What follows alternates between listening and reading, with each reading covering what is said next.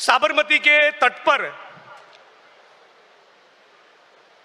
गांधी और सरदार की वो भूमि जिसने स्वतंत्रता के आंदोलन की नींव रखी, इस भूमि पर पूरे भारत के कांग्रेस परिवार का दिल की गहराइयों से स्वागत है। साथ ही परेश भाई ने बताया, मैं उसमें दो बात ऐड करना चाहता हूं।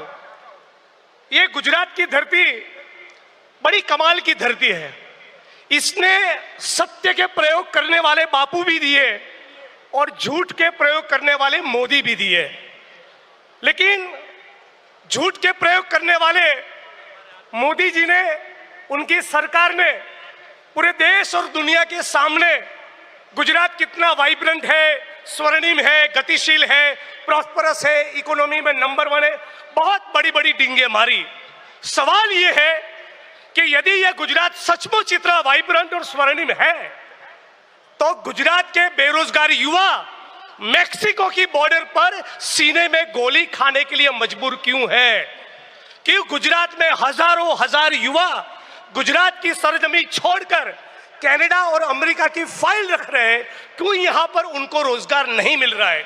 वो इसलिए कि यहां का जो ग्रोथ है वो जॉबलेस ग्रोथ है। अब गुजरात की भाजपा सरकार, उसका सैचुरेशन पॉइंट आ चुका है। वो अब के दौर के गुजरात के नई पीढ़ी के लोगों को, गुजरात के सपनों को, गुजरात की आकांक्षा को ये भाजपा की सरकार पूरा नहीं कर सकती। और इसीलिए हम सभी लोगों को एक बेहतर गुजरात के निर्माण का ब्लूप्रिंट पूरे कांग्रेस परिवार की ओर से देना पड़ेगा, और वो हम देंगे।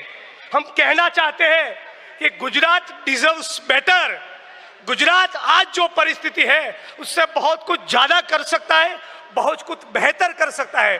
1960 से 90 तक का जो गुजरात था, गुजरात की सरकार ने यहाँ पर व्यापार वाणिज्य का जो संस्कृति था, जो परंपरा थी, उसको आगे बढ़ाते हुए बड़े बड़े उद्योग स्थापित किए।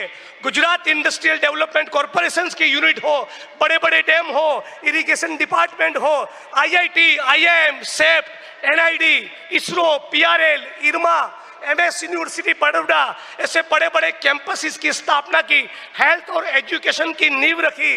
लेकिन अभी का गुजरात ऐसा है जिसमें 100 में से 45 बच्चे कुपोषित हैं। गुजरात में बनास डेयरी है, दूध सागर डेयरी है, अमूल डेयरी है, लेकिन फिर भी 100 में से 40-45 बच्चे कुपोषित हैं। हमें ऐसा विकास का मॉडल नहीं चाहिए। गुजरात में SC, ST, OBC माइनॉरिटी, उनके लिए गुजरात सरकार के पास कोई बजट नहीं है।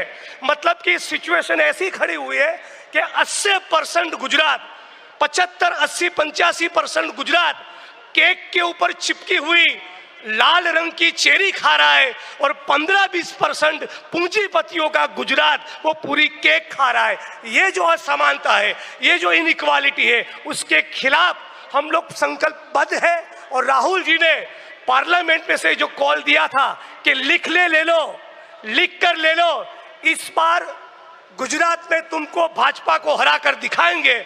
हम भी ऑल इंडिया कांग्रेस कमेटी को, पूरे कांग्रेस परिवार को ये गारंटी देते हैं कि लिख के ले लो, हम भी एक बेहतरीन, शानदार, ईमानदार, लड़ाकू, संघर्ष करने वाला विपक्ष आने वाले कुछ महीनों में बनकर दिखाएंगे। हम तमाम लोगों के लिए एक ही रास्ता है, सड़क पर उतरे, संघर्ष करे, इंकलाब करे, रात दिन करे, आगे का रास्ता उसी में से निकलेगा।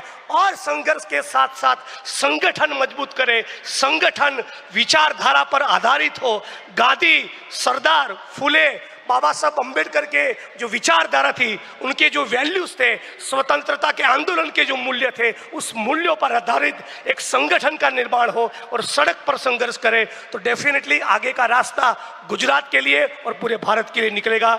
जय भीम, जय भारत, जय कांग्रेस, जय संविधान।